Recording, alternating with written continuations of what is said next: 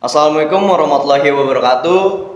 Selamat datang di podcast kami. Pada podcast hari ini kita akan membahas tentang sejarah pendidikan Islam di Indonesia dengan saya Firya Faris Dan dengan saya Sahrul Roman Ilham.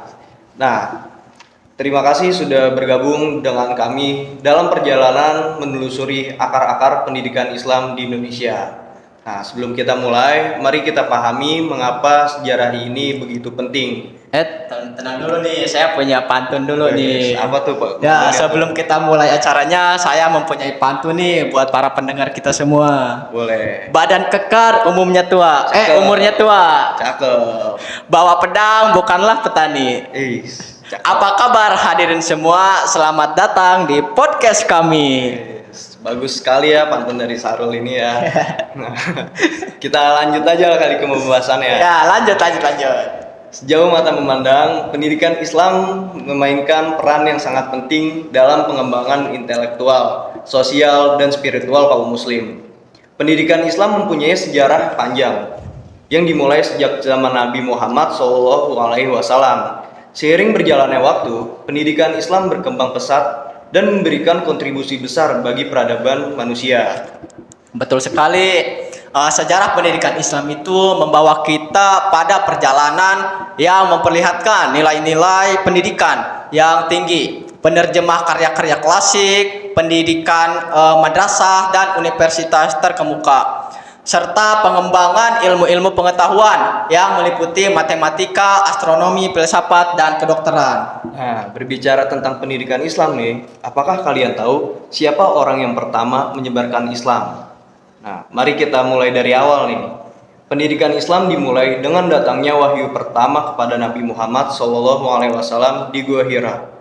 Nabi Muhammad SAW diangkat menjadi Rasul dan tugasnya adalah menyampaikan wahyu tersebut kepada umat manusia. Wahyu-wahyu tersebut kemudian ditulis dan diajarkan kepada para sahabatnya.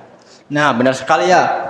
Dan Nabi Muhammad juga memberikan perhatian besar terhadap pendidikan anak-anak dan pemuda. Beliau juga menekankan pentingnya pembelajaran baik dalam hal agama maupun pengetahuan dunia. Beliau juga memotivasi umat muslim untuk mencari ilmu pengetahuan dari segala penjuru dunia.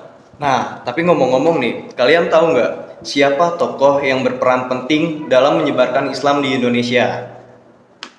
Kita langsung ke pembahasannya nih. Islam di Indonesia telah dimulai sejak masuknya Islam ke Nusantara, yang dimana para pedagang Islam yang merangkap sebagai mubalik dan pendidik ketika itu telah memperkenalkan ajaran Islam kepada masyarakat pribumi. Pendidikan Islam pertama kali dilakukan dengan sistem halaqah, yakni proses pengajaran yang dilakukan di berbagai tempat ibadah seperti musola, masjid, dan juga rumah-rumah para ulama. Nah, tokoh-tokohnya yaitu salah satunya ada Kiai Haji Abdul Wahid Hasyim. Kiai Haji Abdul Wahid Hasyim merupakan ayah dari Presiden keempat Indonesia, yaitu Kiai Haji Abdurrahman Wahid yang biasa kita kenal dengan Gus Dur. Iya, Gus Dur.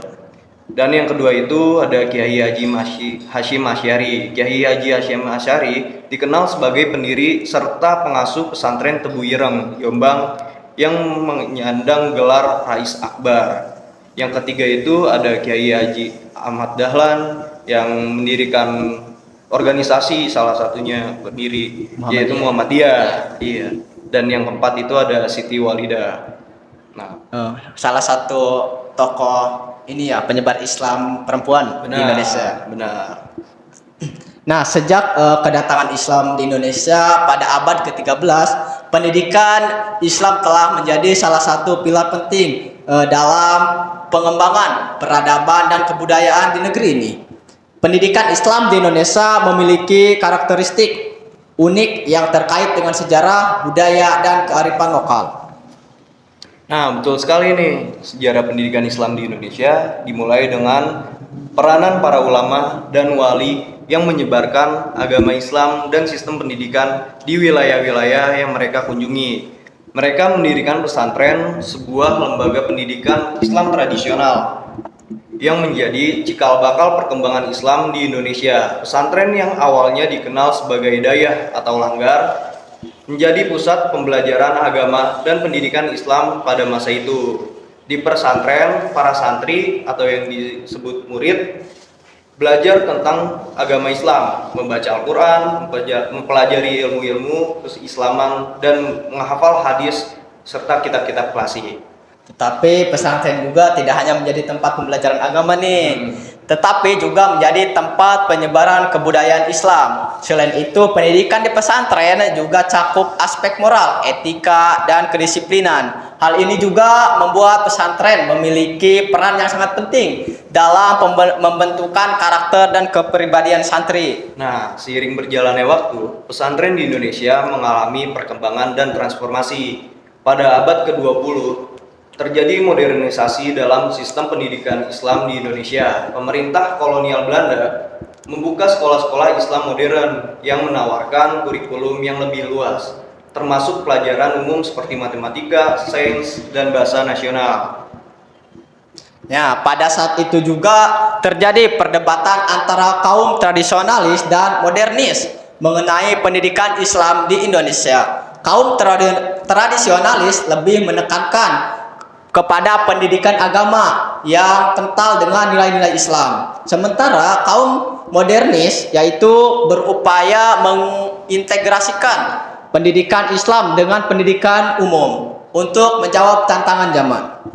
Nah, perkembangan Islam di Indonesia juga didukung oleh kehadiran organisasi-organisasi Islam yang berperan dalam pengembangan pendidikan. Salah satunya organisasi yang dikenal dengan nama Muhammadiyah yang didirikan oleh Kiai Haji Ahmad Dahlan. Pada tahun 1912, Muhammadiyah mendirikan sekolah-sekolah modern dengan pendekatan Islam yang seimbang dengan pendidikan umum. Nah, Mungkin nih. segitu ya. Segitu aja dulu nih. Segitu ya. Nanti kalau teman-teman yang mau lanjut nih bisa dilanjut ke part 2. Boleh. Tapi udah paham nih. Iya, siapa nih yang belum paham gitu tentang pendidikan Islam, Nah, mungkin bisa komen ya. Kalau ada yang kayak ada yang salah apa segala Iya. macamnya, bisa di komen di kolom komentar ini. Nanti kita mungkin di lain waktu kita akan bahas lagi nih. Benar. Ada nggak nih penutup pantun lagi nih? Cukup sih, mungkin dari saya cukup. Oh, cukup. Yaudah, kita tutup aja podcast hari ini. Mohon maaf bila ada salah-salah kata. Ada sampai Cukup. Ya udah. Wassalamualaikum warahmatullahi wabarakatuh.